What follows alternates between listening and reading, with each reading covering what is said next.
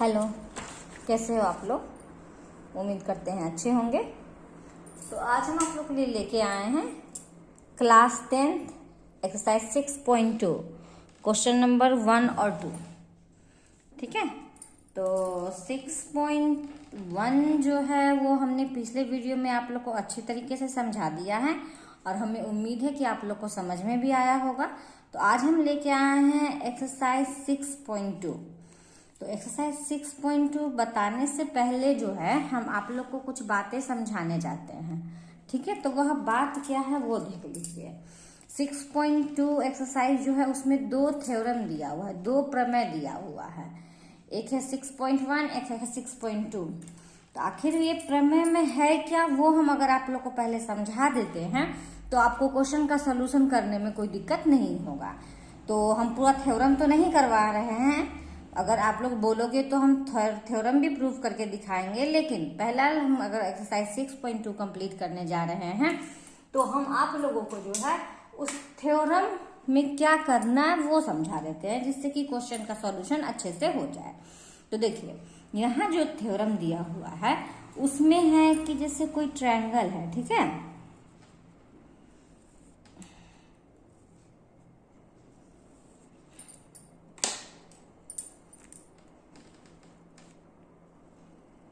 ये ले लीजिए कोई ट्रायंगल है, ठीक है।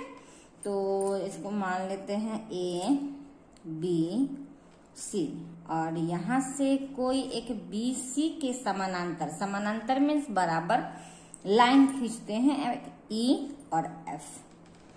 तो यहाँ यही सिद्ध करना है, या इस थ्योरम से हमने क्या निचोड़ निकाला है, यह है कि जैसे त्रिभुज का कोई दो भुजा है ना, उसको अगर नीचे वाले आधार के समानांतर एक कोई हम रेखा खींचते हैं तो यह दोनों जो रेखा है उसको एक समान अनुपात में जो है वह विभाजित करती है। क्या समझे आप लोग कि किसी भी त्रिभुज में अगर BC के बराबर, अगर नीचे आधार के बराबर अगर कोई एक रेखा त्रिभुज के बीच से खींचते हैं तो वह जो रेखा हमने खींचा है वह AB और AC भुजाओं को एक ही अनुपात में विभाजित करती है। बस इतना ही बात आप लोग को समझना है। जैसे यदि हम लिख देते हैं BC समानांतर खींचे हैं EF, तो क्या होगा, ये और ये यह सब जो है एक समान अनुपात में विभाजित होगा। इसका मतलब है AE आप बटा में EB बराबर है AF बटा में FC। ठीक है, यहां लिख लीजिए AB एवं AC भुजाओं को एक ही अनुपात में विभाजित करती है। ठीक है, ये है 6.1 थ्योरम। 6.1 अगर हम सेम दूसरा थ्योरम लेने जाए 6.2 का, तो सेम इसी का उल्टा कह रहा है। 6.2 का क्या कह रहा है, सेम इसका उल्टा है कि अगर कोई भी जैसे AE और EB, AF या FC, अगर यह जो है AB और AC भुजाओं को अगर विभाजित करता है समान अनुपात पर, तो EF जो है वह EC के समानांतर होगा। बस यही बात यह कह रहा है। तो जैसे में ले लीजिए A B C, फिर आप कुछ भी नाम लिखो EF। तो यहाँ क्या करना है हमको कि EF समानांतर है BC के, ठीक है। तो एक होता है BPT, इसको हम लोग बोलते हैं BPT, मतलब बेसिक प्रोपोर्शनलिटी थ्योरम। इसके आधार पर इस थ्योरम को निकाला गया है। तो लिखेंगे कि इस थ्योरम के आधार पर क्या होता है कि दोनों भुजाओं को बराबर भाग में विभाजित करती है। यह अगर हम दोनों रेखा समानांतर लेते हैं तो AB और AC को, दोनों भुजाओं को बराबर भाग में विभाजित करती है। लिख दीजिए यहाँ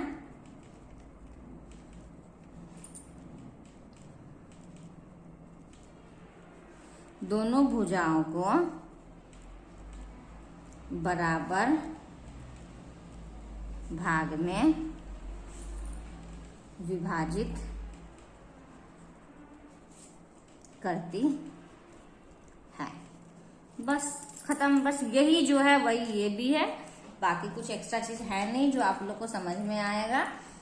समझने वाली तो बात ही नहीं है इसमें। हमने बता दिया कि कोई अगर मानो कि दो रेखा को अगर इसके समानांतर अगर कोई रेखा हम लोग खींचते हैं तो ये दोनों भुजाओं को समान अनुपात में विभाजित करेगी। अगर कोई त्रिभुज के दो भुजाओं को समान अनुपात में विभाजित करती है तो EF समानांतर होता है BC का। बस दोनों वही थ्योरम है, बस दोनों को एक को इधर कर दिया, एक को इधर कर दिया है। हमें उम्मीद है आपको मेरा बताया हुआ तरीका समझ में आया होगा। तो चलिए अब हम लोग चलते हैं प्रश्न की ओर। तो ऐसे तो मेरे पास हम इंग्लिश का बुक है, मैथ्स के इंग्लिश का, कोई दिक्कत नहीं होगा आपको समझने में। तो यहाँ देखिए ये आपको दिख रहा है। तो एक्सरसाइज 6.2 का है, क्वेश्चन नंबर 1 का 1 है। यहाँ पर जो है हम एक ट्रायंगल दिया हुआ है,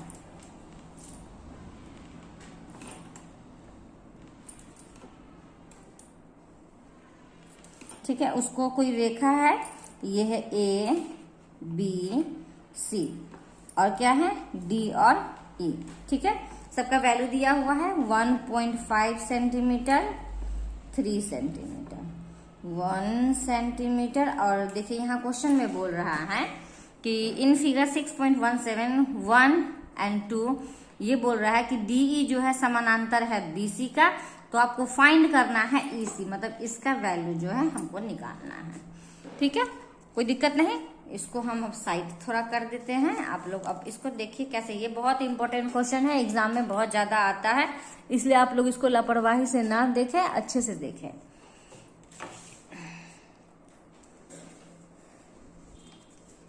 देखिए तो आप लोग जानते हो कि यहाँ दिया हुआ क्या है, दिया है कि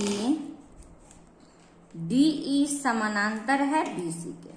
DE समानांतर है क्या चीज के? BC के। तो DE समानांतर है BC के, तो क्या होगा मेरा AD बटा DB बराबर AE अब बटा में EC। कोई दिक्कत नहीं। तो चलिए ये कौन सा प्रमेय है? तो इसको हम लोग थेल्स प्रमेय भी बोलते हैं, या हम लोग इसको क्या बोलेंगे? तो हम लोग इसको बोल देंगे BPT या थेल्स प्रमेय, ठीक है। समझ में आ रहा है, दिख भी रहा है। तो लीजिए अब हम लोग क्या करेंगे, इसका एक एक करके वैल्यू पुट करते हैं। तो AD का मान दिया है यहाँ 1.5, BD का मान है 3 बराबर, AE का मान है 1 और EC हमको चाहिए। तो देखिए सॉल्व करना सीखिएगा। ये पॉइंट हटाए तो यहाँ 0 आ गया, तब 15 दूनी की 30।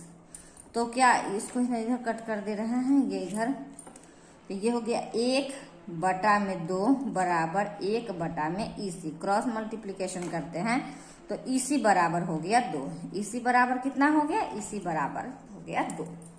इस प्रकार से जो है पहले प्रश्न का हल हो गया, ठीक है। अब हम लोग दूसरे को देखते हैं।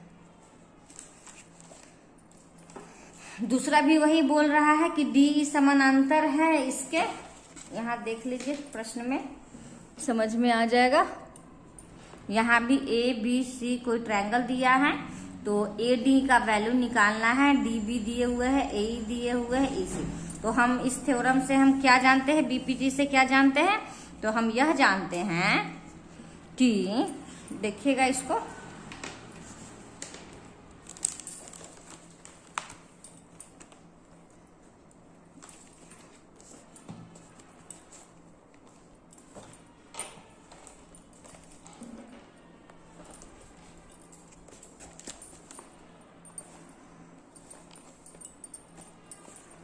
यहाँ देख लीजिए AD बटा में DB बराबर AE बटा में EC।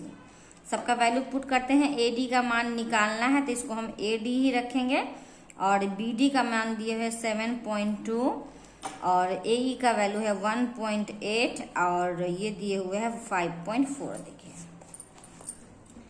AD का मान निकालना है, बी डी दिया हुआ है, ए ई दिया हुआ है, ई सी दिया हुआ है। तो हम लोग क्या करेंगे, A D by B D equal to A E बटा में ई सी। कोई दिक्कत नहीं यहाँ समझने में।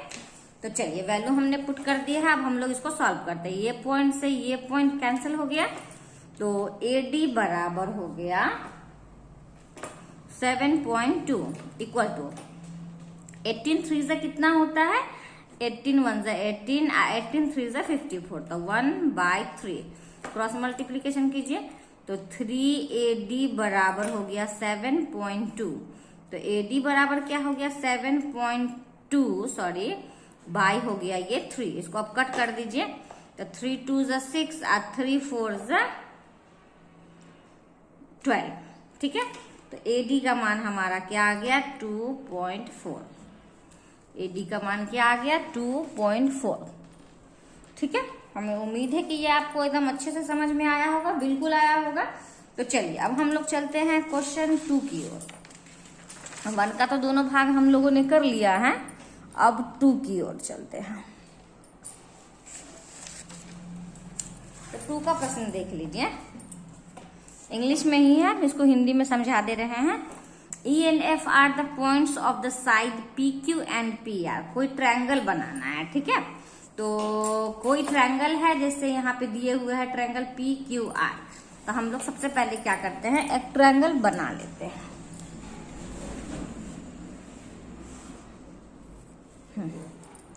सबसे पहले हम लोग क्या करेंगे, एक ट्रायंगल बना लेंगे। इसका नाम रखेंगे PQR, कोई दिक्कत नहीं।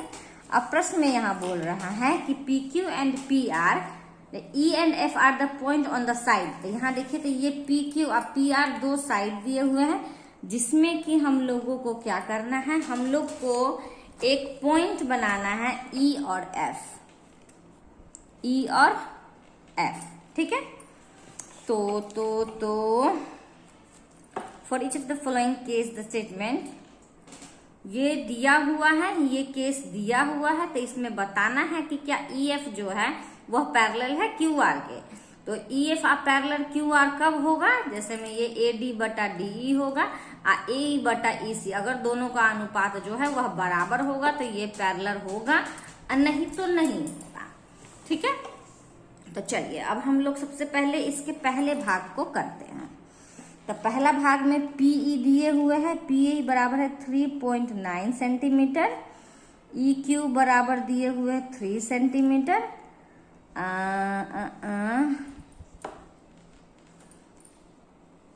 उसके बाद PF दिए हुए है 3.6 सेंटीमीटर एंड FR दिए हुए है 2.4 सेंटीमीटर।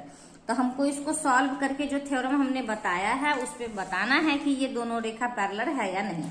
तो चलिए सॉल्व करते हैं हम लोग। तो PE बटा में हो गया EQ। सबसे पहले एक साइड को हम लोग सॉल्व करते हैं। तो PE का वैल्यू क्या दिया है 3.9, EQ का वैल्यू क्या दिया है, तो EQ का वैल्यू दिया है 3। इसको सॉल्व करते हैं, यहाँ पे 0 डाल देते हैं।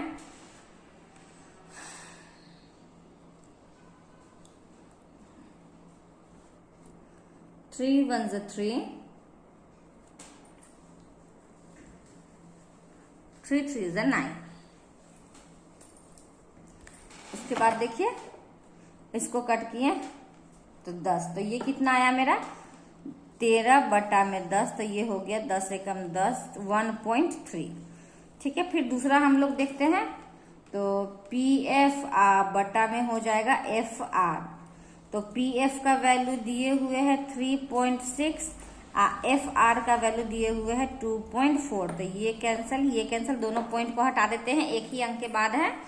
तो इसको 12 दूनी 24 और 12 तिया 36, तो 3 बटा 2 भाग कीजिए, तो 2 एकम 2 और 2 पचे 10। तो यहाँ देखिएगा दोनों का वैल्यू जो है वो समान आया है, तो दोनों वैल्यू समान नहीं आया है, इसलिए यहाँ हम लोग क्या करेंगे, PE बटा में EQ बराबर नहीं है PF बटा में FR के। अगर बराबर नहीं है तो क्या हो जाएगा कि EF जो है वह समानांतर नहीं होगा। किसके? तो क्यू आर के। हमें उम्मीद है कि आपको समझ में आ रहा है, बिल्कुल समझ में आ रहा होगा। तो चलिए इसके अब हम लोग क्या करेंगे, 2 का 1 तो हो गया, अब इसके दूसरे भाग को देखते हैं। दूसरे भाग में जैसे जैसे प्रश्न दिया हुआ है वैसे वैसे हम लोग नोट कर लेंगे और उसके बाद प्रश्न का हल करेंगे। तो चलिए देखते हैं। उसके दूसरे भाग को देखिए तो PE का वैल्यू दिए हुए है 4 सेंटीमीटर और QE का वैल्यू दिए हुए है 4.5 सेंटीमीटर और PF का वैल्यू दिए हुए है 8 सेंटीमीटर एंड RF का वैल्यू दिए हुए है 9 सेंटीमीटर।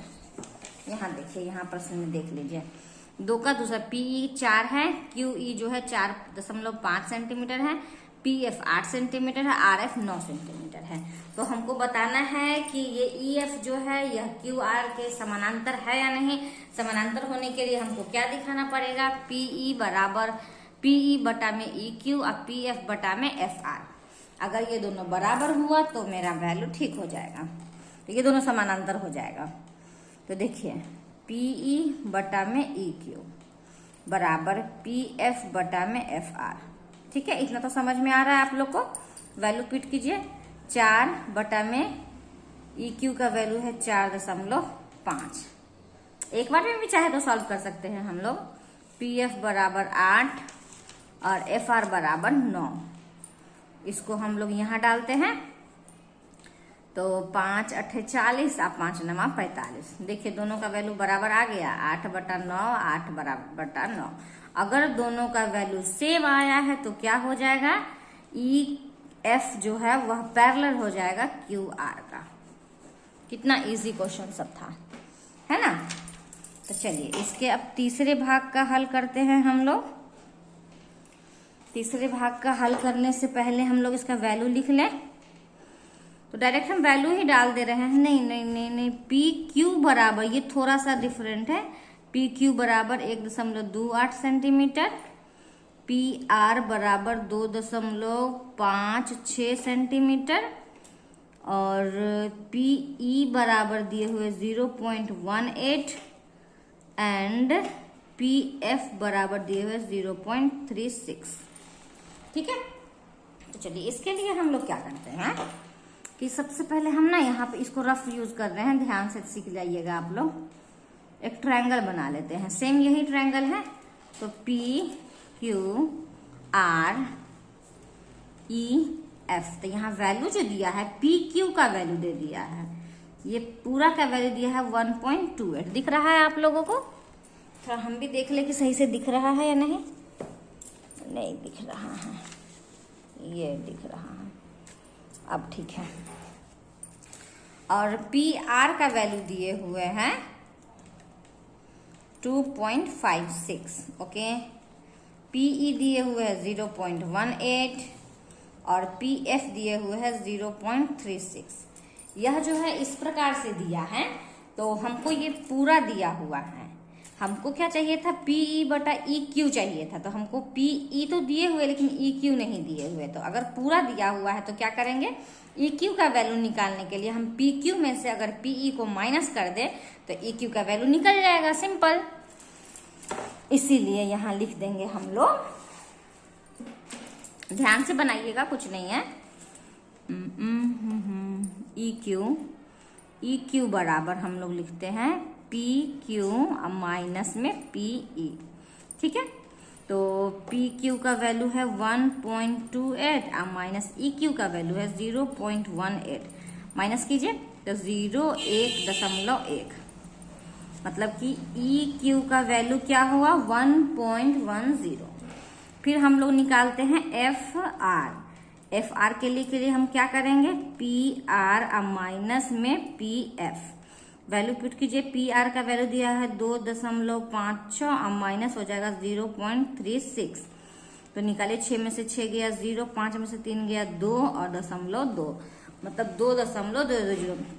मतलब कि FR बराबर हो गया 2.20। ठीक है, अब हमको क्या करना है, दोनों पैरेलल निकालना है, मतलब दोनों का अनुपात को निकालना है। बुक का तो काम नहीं है, चलिए ठीक है, दिख रहा है, देखिए इसलिए PE बटा में EQ बराबर होना चाहिए PF बटा में FR का। दोनों का मान अगर बराबर आ गया तो ये दोनों रेखा समानांतर होगी।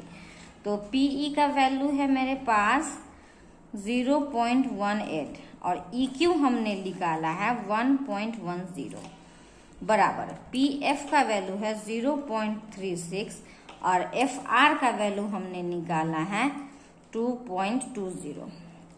कोई दिक्कत नहीं। चलिए अब काट कुट करते हैं हम लोग। यहाँ दशमलव के बाद 2 अंक है, दशमलव के बाद 2 अंक है, खत्म। दशमलव के बाद 2, दशमलव के बाद 2, कोई दिक्कत नहीं। अब देखिए 11, दूसरी इसको काटते हैं। 2 नमा 18, 2 पंचे 10, 2 पंचे 10, 4 नमा 36, 4 पचे 20, 4 पचे 20। तो ये 9 बटा में 55 बराबर 9 बटा में 55। क्या दोनों का वैल्यू जो है वो सेम आया है? अगर सेम आया है तो क्या हो गया मेरा, यहाँ साबित होता है कि ER जो है समानांतर है QR के। ठीक है, इस प्रकार से जो है आज हमने क्वेश्चन नंबर 1 और 2 का सलूशन जो है आज NCERT book class 10th exercise 6.2 question number 1 और 2 का सलूशन किया है और हमें उम्मीद है कि आपको जरूर समझ में आ गया होगा। तो चलिए, अगर आपको मेरा बताया हुआ तरीका अगर समझ में आ रहा है तो प्लीज मेरे चैनल को लाइक कीजिए, सब्सक्राइब कीजिए और जितना ज्यादा से ज्यादा हो सकता है अपने दोस्तों के साथ शेयर कीजिए। अगर कहीं भी कोई प्रॉब्लम आ रहा है या आपको कुछ और हमसे पूछना है तो प्लीज कमेंट करके बताना मत बोलिए। ठीक है, तो चलिए प्लीज मेरे चैनल को लाइक करें, सब्सक्राइब करें, यही बोलेंगे। जितना हो सकता है मेरे वीडियो को देखें और मैथ को इजी करें। तो चलिए अब हम लोग मिलते हैं इसी एक्सरसाइज के नेक्स्ट क्वेश्चन को लेकर नेक्स्ट वीडियो में। तो चलिए मिलते हैं नेक्स्ट वीडियो में। धन्यवाद।